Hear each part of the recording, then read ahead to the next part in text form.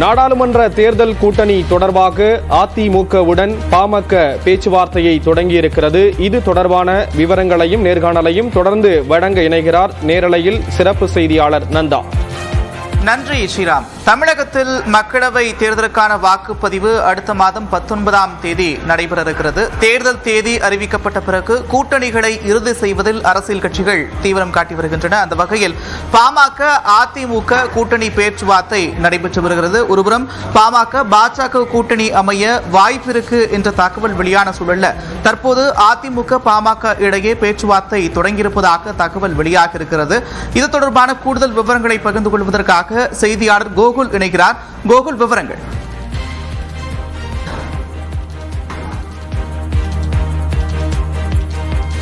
இதுவரை இறுதி செய்யப்படாத நிலையில் பாமக எந்த கூட்டணியில் இடம்பெறப் போகிறது என்ற ஒரு முக்கிய கேள்வி என்பது பல்வேறு வகையில் பல்வேறு யூகங்களின் அடிப்படையில் பேசப்பட்டு வந்தது. தற்பொழுது பாமகவுடைய சேலம் மேற்கு தொகுதியுடைய சட்டமன்ற உறுப்பினராக இருக்கக்கூடிய அருள் பாமகவுடைய நிறுவனர் மருத்துவர் ராமதாசுடைய அறிவுறுத்தலின்படி அதிமுக பொதுச்செயலாளர் எடப்பாடி பழனிசாமி சந்தித்து அவருடைய இல்லத்தில் சந்தித்து பேசி வருகிறார். குறிப்பாக கூட்டணி குறித்தும் எந்தெந்த தொகுதிகள் எத்தனை தொகுதிகள் என்ற பேச்சுவார்த்தையில் அருள் மருத்துவர் ராமதாசுடைய ஒரு தூதுவராகவே இந்த பேச்சுவார்த்தை நடத்தி வருவதாக தகவல் வெளியாகிருக்கிறது. சற்று முன்புதான் அருள் எடப்பாடி பழனிசாமி சந்தித்திருக்கிறார். இந்த சந்திப்பின் போது பல்வேறு கருத்துக்கள், அதாவது இந்த கூட்டணி குறித்து பல்வேறு கருத்துக்கள்லாம் பேசப்பட்டு இன்று இரவு மீண்டும் தைலாபுரம் தோட்டத்திற்கு செல்லக்கூடிய சட்டமன்ற உறுப்பினர் அருள் மருத்துவர் ராமதாசிடம் எடப்பாடி பழனிசாமி என்ன கருத்துக்களை சொன்னாரோ அந்த கருத்துக்களை எடுத்துவிட்டு இந்த கூட்டணியை இறுதி செய்யக்கூடிய ஒரு இறுதிக்கட்ட பேச்சுவார்த்தையில் தான் இன்று அருள் ஈடுபட்டிருப்பதாக கூறப்படுகிறது. நாளை பாமக எந்த கூட்டணியில் இடம்பெறப் போகிறது என்ற ஒரு கேள்விக்கு ஒரு விடை கிடைக்கும். நாளை அதிகாரப்பூர்வமாக பாமக கூட்டணி குறித்து அறிவிக்க இருக்கிறார்கள்.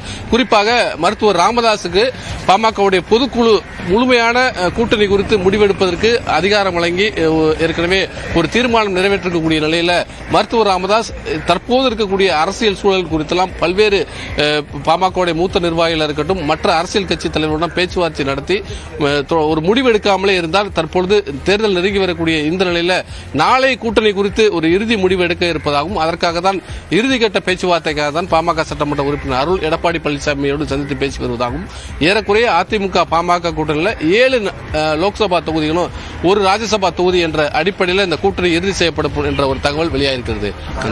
கோகுல், நீங்க தொடர்ந்து இணைப்பில் இருங்க. இது தொடர்பான கருத்துக்களை பகிர்ந்து கொள்வதற்காக மூத்த பத்திரிகையாளர் திரு பிரியன் அவர்கள் இணைகிறார். அவரோடு பேசலாம். சார், வணக்கம். சொல்லுங்க. ஒருபுறம் பாமக அதிமுகவா, பாமக பாஜகவா அப்படின்ற ஒரு கேள்வி இத்தனை நாட்களா இருந்தது. இப்போ அதிமுக பொதுச் செயலாளரை பாமக சட்டமன்ற உறுப்பினர் அருள் சந்தித்து பேசியிருக்கிறார். இதை எப்படி புரிஞ்சுக்கலாம்? அடுத்த கட்ட நகர்வுகள் எப்படி இருக்கும்? ஏற்கனவே அதிமுகலேருந்து சி.வி. சண்முகம் அவர்கள் தைலாபுரத்துல போயிட்டு டாக்டர் அவர்களை பார்த்தாங்க, டாக்டர் ராமதாஸ் அவர்களை பார்த்தாங்க. அதுக்கப்புறம் அவங்களுடைய பேச்சுவார்த்தையில ஒரு தொய்வு ஏற்பட்டது. பாஜக பாமகவோட கூட்டணி பேச்சுவார்த்தைகள் ஆரம்பிச்சாங்க. இந்த சூழல்ல பார்க்கும்போது பொதுவாகவே பாமகலேயே 2 விதமான ஒப்பீனியன் இருக்கு. அதாவது இந்த சேலம், தருமபுரி போன்ற பகுதிகளில் இருக்கிற பாமக என்ன நினைக்கிறாங்க, பாஜகவோட சேர்றதோட நம்ம அதிமுகவோட சேர்றது பெட்டர். ஏன்னா சேலத்துல போன சட்டமன்ற தேர்தலில் பாத்தீங்கன்னா கிட்டத்தட்ட ஒரு தொகுதி மாவட்டங்கள்ல எல்லா தொகுதியிலையும் அதிமுக பாஜக கூட்டணி வின் பண்ணதை பார்த்தோம்.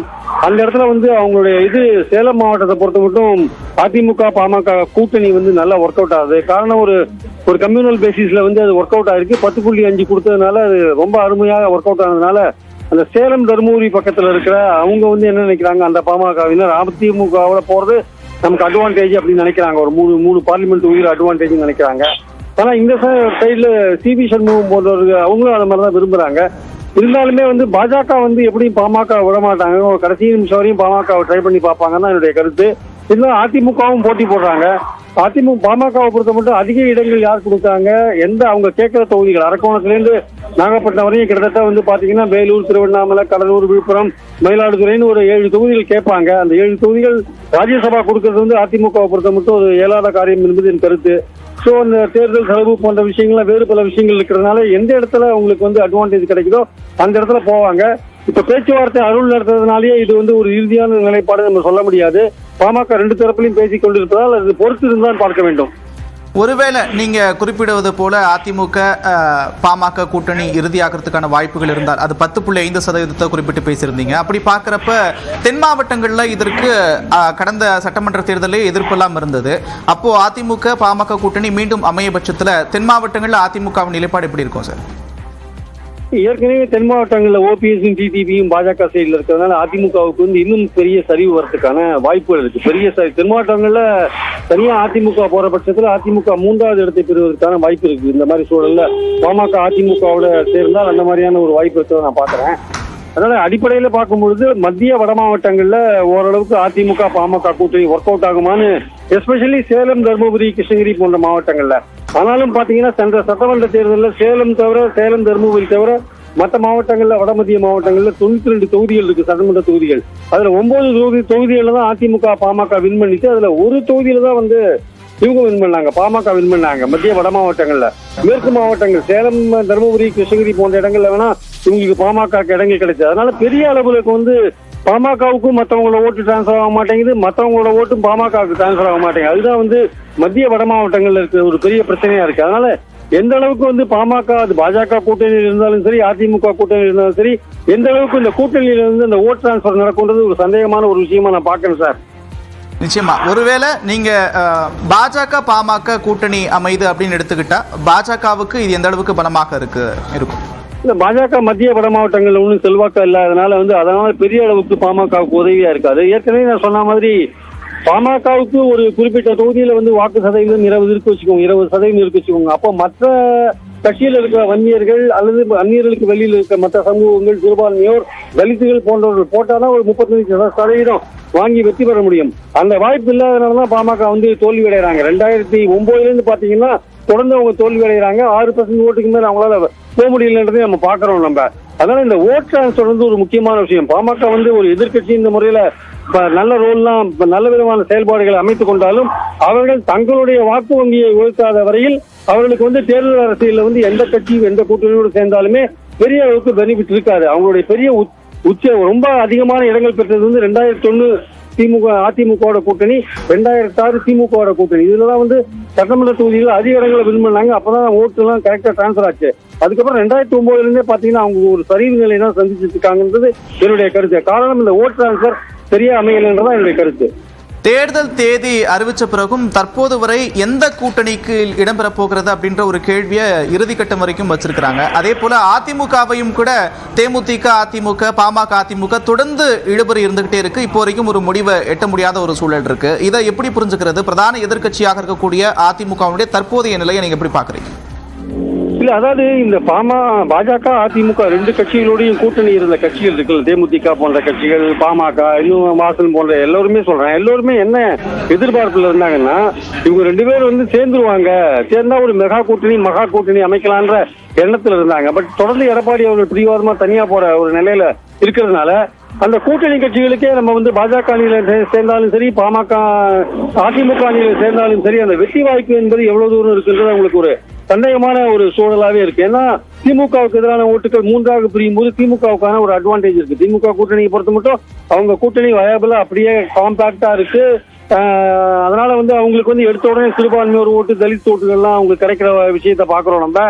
அதனால வந்து இந்த அவங்க விமான மையமா வச்சு பல திட்டங்கள்லாம் திமுக எடுத்திருக்கிறதுனால அந்த ஓட் பேங்க் வந்து இன்டாக்டா இருக்கு. பெண்கள் ஓட்டு அதிகமா கிடைக்கிறதுக்கான வாய்ப்பு இருக்கு. அதனால இந்த கட்சிகள் அதிமுக பாஜகவோட கூட்டணியில் இருந்த கட்சிகள் 2 பாஜக அதிமுகவோட 2 பேரோடையும் பேசிட்டு இருக்காங்க. ஆனா 2 பேரோடையும் பேசிட்டு இருந்தாலுமே கூட நமக்கு வந்து வெற்றி பெற முடியுமா என்கிற ஒரு சந்தேகம் அவங்க உறுத்திட்டே இருக்கிறத நம்ம பாக்குறோம். அதனால அதிக இடங்கள், கேட்கிற தொகுதிகள், வேறு பல விஷயங்கள் எல்லாம் வந்து அந்த ஃபைனலைஸ் பண்றதுக்கான விஷயங்கள் லேட் ஆகிறதுனாலதான் நிச்சயமாக அதிமுக பாமக கூட்டணி ஒருவேளை உறுதி செய்யப்பட்டால் தென் மாவட்டங்கள்ல அதிமுக மேலும் சரிவை சந்திப்பதற்கான வாய்ப்புகள் இருக்கிறதா சொல்லியிருக்கிறீங்க. கருத்துக்களை பகிர்ந்து கொண்டமைக்காக நன்றி திருப்பிரியன். அடுத்ததாக இது தொடர்பான கருத்துக்களை பகிர்ந்து கொள்வதற்காக மூத்த பத்திரிகையாளர் திரு RK ராதாகிருஷ்ணன் அவர்கள் இணைகிறார். வணக்கம் திரு ராதாகிருஷ்ணன். வணக்கம். அதிமுக பொதுச் செயலாளரை தற்போது பாமக சட்டமன்ற உறுப்பினர் சந்தித்து பேசியிருக்கிறார். இந்த சந்திப்பை எப்படி புரிஞ்சுக்கிறது? அடுத்தடுத்த கட்டங்கள்ல இந்த நகர்வுகள் எப்படி இருக்கும்? டாடி ஏடிஎம்கேயோட பேசுறாரு, மகன் வந்து இங்க டெல்லியில பேசுறாரு, பிஜேபியோட பேசிட்டு இருக்காரு. இதான் 2 இடத்துலயும் பேசிக்கொண்டிருந்து எந்த இடத்துல வந்து நமக்கு செட் ஆகுதோ அங்க வச்சுக்கலாம்ன்ற ஒரு ஒப்பீனியன் தான் நினைக்கிறேன். இது ஏதோ டேடிக்கும் சன்னுக்கும் ஏதோ பெரிய தகராறு, அதனாலதான் டேடி எங்க பேசுறாரு சன் இங்க பேசுறாருலாம் இருக்கு. அதெல்லாம் நிச்சயமா கிடையாது. அவருக்கு மேல ஒரு மாற்று கருத்தும் இல்லை. அவர்கள் தமிழ்நாட்டில் இருக்கிற முதல் குடும்பம் கிட்ட தான் அவரும் கத்துக்கிட்டாங்க. அது கொள்கை கோட்பாடு ஒண்ணுமே கிடையாது. பாமக ஒரு நாள் இருந்தது கிடையாது.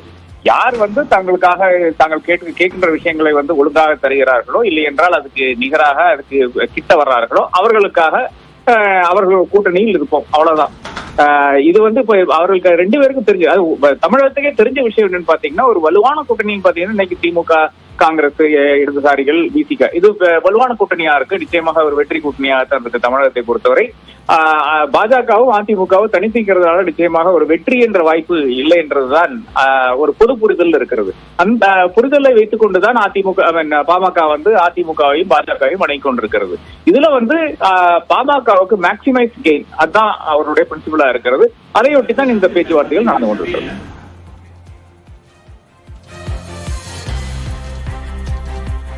நிச்சயமாக குறிப்பா 2 தரப்புலையும் பேச்சுவார்த்தை நடத்திட்டு இருக்கிறாங்க. மகன் தந்தை இருவரும் பேச்சுவார்த்தை நடத்துறாங்க அப்படின்னு சொன்னீங்க. இப்போ சட்டமன்ற உறுப்பினர் யாருடைய தூதாக போயிருப்பார் அப்படின்னு புரிஞ்சுக்க முடியும்? யாருடைய கை இதுல ஓங்கும் அப்படின்னு நினைக்கலாம்? இறுதியில கூட்டணி யாரும் நிச்சயமாக அது தந்தையினுடைய ஒரு மெசஞ்சராகத்தான் போயிருக்கிறார். என்றால் அவர் பல கட்டத்துல பார்த்திருக்கோம், அவர் நேராக எங்கேயும் செல்ல மாட்டார். டாக்டர் அன்புமணி பல இடங்களுக்கு செல்வார். ஆனால் இது தைலாபுரத்திலிருந்து அவர் ஒரு கூட்டணி பேச்சுவார்த்தை என்ற அளவில் வேற எங்கேயும் போய் நிற்க மாட்டார். ஜெயலலிதா கூட ஒரு முறை போய் நின்றார். அதை தாண்டி வேற எங்கேயும் போனது கிடையாது. அப்ப நிச்சயமாக இது மருத்துவரையனுடைய ஒரு எமிசரியாய்த்தான் அவர் சென்றிருப்பார். நிச்சயமாக 2 புறமும் தொடர்ந்து பேச்சுவார்த்தை நடந்துட்டு வரக்கூடிய சூழலில் எந்த அணியில் இடம்பெற போறாங்க அப்படின்றது பொறுத்திருந்து பார்க்க வேண்டியது இருக்கிறது. இணைப்பிலிருந்து கருத்துக்களை பகிர்ந்து கொண்டமைக்காக நன்றி திரு ராதாகிருஷ்ணன். அடுத்ததாக மூத்த பத்திரிகையாளர் திரு ஷபீர் அவர்கள் இணைகிறார். அவரோட பேசலாம். சார் வணக்கம். வணக்கம். தேர்தல் தேதி அறிவிச்சாச்சு. ஒருபுறம் திமுக கூட்டணி மற்ற அடுத்த கட்ட வேலைகளை தொடங்கியிருக்கிறாங்க. தற்போது இன்னும் அதிமுக கூட்டணி இறுதி செய்யப்படலை. பாமக சட்டமன்ற உறுப்பினர் எடப்பாடி பழனிசாமியை சந்தித்து பேசியிருக்கிறார். எப்படி பார்க்கறது? அதாவது பாமகவை இந்த என்டையர் ப்ராசஸ்ல, அதாவது இந்த கூட்டணி பேச்சுவார்த்தை, அதுக்கப்புறம் எந்த கூட்டணி கிட்ட அவங்க பேச்சுவார்த்தை நடத்திட்டு இருக்காங்க, எந்த கூட்டணி பக்கம் போறாங்க அப்படின்னு தினம் ஒரு செய்தி சமூக வலைதளங்கள்லயும் ஊடகங்கள்லயும் வருது. பாமகவை பொறுத்த வரைக்கும் நிறைய பேர் பாமக நிறுவனர் டாக்டர் ராமதாஸ் அவர்களை அண்டர் எஸ்டிமேட் பண்றாங்க. இந்த கூட்டணி பேச்சுவார்த்தையில அவரை ரொம்ப அண்டர் எஸ்டிமேட் பண்ணி, இன்னைக்கு அவர் இந்த கூட்டணிக்கு வந்துருவாரு, நாளைக்கு அவர் எந்த கூட்டணிக்கு போவாரு அப்படின்ற மாதிரி எல்லாம் தகவல்கள் பரப்புவது அப்படின்றது ரொம்பவே ஆச்சரியமாக இருக்கிறது. டாக்டர் ராமதாஸ் அவர்களுடைய அந்த பொலிட்டிக்கல் ட்ரெஜெக்டரிய ரொம்ப க்ளோஸா ஃபாலோ பண்ணவங்க ஒரு விஷயத்த ரொம்ப தெளிவா சொல்லுவாங்க. என்னன்னா, கூட்டணி அப்படின்னு வரும்போது, அரசியல் கணக்குகள் அப்படின்னு வரும்போது அவர் ஒரு மிகவும் கைதேர்ந்த ஒரு அரசியல்வாதி. கூட்டணி கணக்குகள்லாம் எப்பவுமே அவர் போடக்கூடிய கணக்குகள்ல மேக்சிமம் பெனிஃபிட் பாமகவுக்கு கிடைக்க வேண்டும் அப்படின்ற அடிப்படையில் தான் அவருடைய அந்த பார்கெனிங்கே இருக்கும். அந்த பேச்சுவார்த்தை அப்படின்றதுலயே பாத்தீங்கன்னா உங்களுக்கு அதிக அளவு லாபம் பாமகவுக்கு தான் இருக்கும். அது சீட்ஸாக இருந்தாலும் சரி, அல்லது கூடுதலாக ராஜ்யசபா தொகுதி பேச வேண்டும் என்றாலும் சரி. அதே போல அவர் எந்த கட்சியோட அந்த பேச்சுவார்த்தை நடத்திட்டு இருக்காரோ அந்த கட்சி கடைசி வரைக்கும் அவர் பிடி கொடுக்காம தான் பேசுவாரு. ஒரு நாள் போய் மூத்த அமைச்சர்கள் அவரை போய் சந்திச்சுட்டு வருவாங்க. சந்திச்சுட்டு வந்த உடனே எல்லாமே முடிஞ்சிருச்சு, இன்னைக்கு கூட்டணி நம்ம பக்கம் தான் வரப்போறாரு அப்படின்ற அளவுக்கு அவங்க நம்பிக்கை தெரிவிப்பாங்க. பட் எந்த இடத்துல அந்த பேச்சுவார்த்தை தொடங்குச்சோ அதே இடத்துலதான் பாமகவை பொறுத்த வரைக்கும் அது இருக்கும். ஆனா இன்னைக்கு பாமகவுல இருக்கக்கூடிய பிரச்சனை என்ன அப்படின்னு பாத்தீங்கன்னா, உங்களுக்கு அன்புமணி ராமதாஸ் அவர்களுக்கு பாஜகவுடன் கூட்டணி சேர வேண்டும் என்பதில் அவர் ரொம்ப தெளிவாக இருக்கிறார். அந்த விருப்பத்தையும் அவர் பாஜக தலைமை கிட்ட ஏற்கனவே வெளிப்படுத்தி இருக்கிறார். சோ பாஜக ஒரு பக்கம் பாமக நம்மளோட தான் கூட்டணிக்கு வருது அப்படின்றதுல அவங்க ரொம்ப உறுதியா இருக்காங்க, நம்பிக்கையா இருக்காங்க. இன்னொரு பக்கம் மருத்துவர் டாக்டர் ராமதாஸ் அவர்களுக்கு பாஜகவுடன் கூட்டணி சேருவதில் அவருக்கு ஒரு விருப்பம் இல்லை. அதிமுகவுடன் கூட்டணி சேர்ந்தால் அதுதான் லாபகரமாக அமையும், ஓட் ஷேரையும் தக்க வைத்துக் கொள்ள முடியும். அது மட்டும் இல்லாம 2026க்கான ஒரு தேர்தல் கணக்காகவும் அது இருக்கிறது அப்படின்னும் போது, அது ஒரு பெரிய வியூகமாக இருக்கிறது அப்படின்னும் போது அந்த அடிப்படையில் அவர் யோசிக்கிறாரு அப்படின்னாங்க. அதனாலதான் இந்த ஒரு ஸ்டேல்மேட் அப்படின்றது தொடர்ந்து நடந்துகிட்டு இருக்கிறது. பட் இதுல உங்களுக்கு வந்து இன்னைக்கு திரு அருள் அவர்கள் வந்து எடப்பாடி பழனிசாமியை போய் சந்தித்திருப்பது அப்படின்னு பாத்தீங்கன்னா அதுவும் ஒரு சமீட்சை தான். அவர் யாருக்கோ ஒரு செய்தி சொல்கிறார் அப்படின்ற அடிப்படையில் தான் பாக்குறேன். அதாவது ஒருவேளை பாஜகவிடம் நடத்தி கொண்டிருந்த பேச்சுவார்த்தை ஒரு புது ஆஃபர் அவருக்கு வராம இருந்திருக்கலாம். அப்போ இந்த மாதிரி போய் வந்து நேரடியாக வெளிப்படையாக ஒரு எம்எல்ஏ போய் வந்து எதிர்கட்சி தலைவர் அதுவும் அதிமுக தலைவரை போய் பாக்குறாங்க அப்படின்னும் போது இமீடியட்டா வந்து பிஜேபி ஒரு புது ஆஃபரோட வருவாங்க, இல்ல ஏதாவது ஒரு பேச்சுவார்த்தைக்கு வருவாங்க. இதெல்லாம் வந்து அவருடைய கூட்டணியை எப்படி பேசுவது அப்படின்றதுல அவருக்கு இருக்கக்கூடிய தந்திரங்கள், அவர் பயன்படுத்தக்கூடிய தந்திரங்கள். ஆகவே இன்னும் வந்து ஒரு கூட்டணி குறித்து ஒரு திடமான முடிவு எடுக்கவில்லை அப்படின்றதுதான் தெரிகிறது. இன்னும் வந்து அவருடைய விருப்பம், தனிப்பட்ட விருப்பம் என்பது அதிமுகவோட போவதுதான். அதே போல கட்சியிலயும் வந்து நிறைய பிரஷர் இருக்கு. கட்சியில இருக்கக்கூடிய தொண்டர்களும் சரி, கட்சியில இருக்கக்கூடிய மூத்த நிர்வாகிகள், மூத்த எம்எல்ஏஸ் எல்லாருமே வந்து அதிமுகவுடன் கூட்டணி போனால்தான் வந்து அது சரியாக இருக்க முடியும். அரசியல் ரீதியாகவும் சரி, தேர்தலை சந்திப்பதற்கான ஒரு வியூகமாக இருந்தாலும் சரி. அதே போல 2026 தேர்தலை நீங்கள் மனதில் வைத்துக் கொண்டு உங்களுக்கு ஒரு முடிவு எடுக்க வேண்டும் அப்படின்னா அதிமுகவுடன் கூட்டணிக்கு போவதுதான் வந்து சரியான வியூகமாக இருக்க முடியும் அப்படின்ற அந்த விருப்பத்தையும் வந்து இவங்க தெரிவிச்சிருக்காங்க. சோ அதன் அடிப்படையில தான் வந்து தற்போது இந்த நகர்வுகள் எல்லாம் நடந்து கொண்டு இருக்கிறது. பட் ஒருவேளை இதுல வந்து பாஜக பக்கம் பாமக போனால் அதற்கு ஒரு சில காரணங்கள் இருக்கிறது. அது குறிப்பாக அன்புமணி ராமதாஸ் மீது இருக்கக்கூடிய அந்த சிபிஐ வழக்கு, அதுக்கப்புறம் வந்து பாஜக தரப்புல இருந்து வழக்குரிய அழுத்தம்.